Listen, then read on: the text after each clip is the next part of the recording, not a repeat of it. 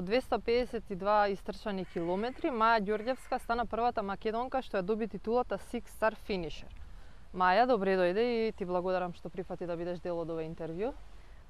Добро ден, најдов. Баш ми е драго што ова попладне сум со вас. Од каде идејата да се соочиш со овој предизвик? Пред 2 години, значи во 2022 година, си поставив голема цел за себе. Тоа ми беше мотив и предизвик секој ден, да сум првата жена и односно првата македонка која што го направила тоа, да ги истрча сите 6 светски маратони: Њу Йорк, Чикаго, Токио, Берлин, Бостон и Лондон. Кога го започна точно овој подвиг, колку траја подготовките и колку траеше целиот процес да ги завршиш сите маратони? Во 2022, значи во септември, го истрчав првиот маратон Берлин, потоа следеше Њу Йорк истата година. Во 2023 ги истрчав Токио и Чикаго и оваа година Бостон и Лондон, што значи дека помалку од 2 години ми требаше да го направам сето ова. Имаш ли можеби некоја представа колку беше најмалата временска дистанца од еден маратон до друг и доколку била многу мала, колку е тоа напорно за да се спреми? Па да, најголем предизвик беше да се истрчаат двата маратони оваа година.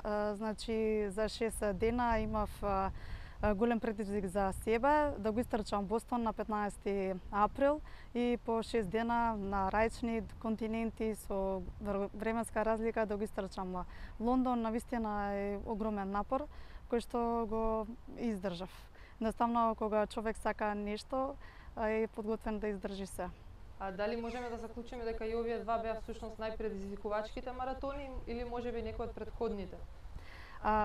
Секој маратон е предизвик сам за себе, но токму тоа што таа мала разлика од еден до друг беше и најголем предизвик за себе. Маја, колку во меѓувреме си активна на домашен терен со националните трки, да речем? Па можам да кажам дека сум доста активна, еве дури по враќањето на Лондон не можев да ја одбијам понудата од организаторот на Poetry Run, Маријан Туртуров, ме покани како гост, највоедно и како трчаш, па ете успеавме да се закитиме со прво место екипно на 5 километри, иако јас ревијално тимот го направи повеќе, си посвети и го направивме тоа заеднички. Така да, учествувам како на пример трчајбе во Битола, Халкеко, Колоран, сите домашни трки, но секако зависи од мојот тренажен процес, па одбирам нели на која трка ќе се појавам во текот на годината. А може ли да ни кажеш што вклучува твојот тренажен процес? Па тоа се раичен тип на тренинзи, кои што ги правам во текот на неделата, раична километража. Ако се подготвувам за маратон, можеби тоа често знае да биде над 100 километри неделно. И нели кога сум во процес на подготвување на маратон, секоја трка која што е добродојдена да го тестирам моето темпо, дали тоа на 21 километар, го правам тоа. Сите други трки ги оставам за понатак. А дали имаме добри услови и добра инфраструктура за луѓето што професионално се занимаваат со трчање да можат да го практикуваат овој спорт? Па дури јас како рекреативец кој што сум посветен, моите тренинзи ги правам токму во парков и на кеј, што можам да заклучам дека и покрај моето учество на светски маратони, моите подготви ги правам на кеј и сметам дека треба да се подобрат условите за нас трчачите, бидејќи всушност ние немаме, освен овој тартан кој што тука е до мене, значи патека за трчање конкретно за нас немаме на кеј, тоа се патеки кои што ги користат велосипедистите, исто така пешаците исто така си поминуваат на тие траки, така што ние доста поминуваме низ тој предизвик со такви услови сепак да можеме да настапиме на светски маратони. Односно, иако ги немаме истите услови за подготовка, сепак сум среќна кој што можев да учествувам на такви светски маратони и да бидам со трчачи од целиот свет. Еве, од ова можам да заклучам дека ова и не е баш толку ефтин спорт, односно дека баш бара средства и за патување и за котизација, нели за учество на маратоните, Дали имаш некаква поддршка, спонзор, дали можеби и државата откако го направи овој подвиг вети дека ќе помогне во нешто? Да, навистина е скапо овој предизвик да се стржат сите 6 маратони, но како се вели нели сонот, доколку има човек сон и тежне тоа да го оствари, не секогаш средствата, финансиски средства и сонот одат заедно, затоа ако е сон, значи нешто што во тој момент е невозможно да се оствари.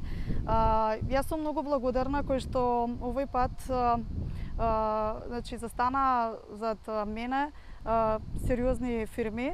НЛБ банка, АД Скопје покри дел од трошоците за Бостон, Лондон, како и за Њу Јорк. Другите 3 маратони ги покрив од сопствени средства. Исто така, тоа да ги споменам и Ерофарматеки, Креатив Хаус фирмата, и исто Спортлаб.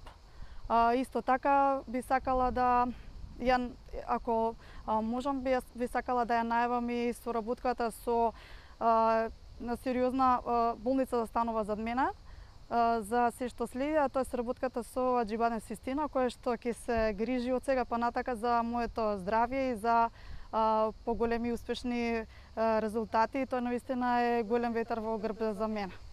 Тоа е навистина убаво да се слушне. Дали ќе поставам едно прашање во врска со тоа, дали бидејќи нели на сите спортови, на полињата на сите спортови се изборуваме со родовата нерамноправност, каква е ситуацијата тука и дали ти можеби имаш почувствувано некоја нерамноправност во врска со тоа што си жена во овој спорт? Вака, значи за овие светски маратони нормално си има квалификации кои што се различни како за жените така и за мажите. Не се почувствував дека сум различна во однос на да речеме другите земји во светот. Сметам дека во 2013 кога истрчав мојот прв маратон и кога бевме 7 жени во целосно во Балканот, сега можам да кажам дека жените навистина ги има во се поголем број во сите спортови, па и во трчањето. Супер. Што правиш во меѓувреме кога не се спремаш за маратон? Кога не се подготвувам за маратон, си го посветувам своето време на моите најблиски. Дали можеби имаш друга професија со која што се занимаваш?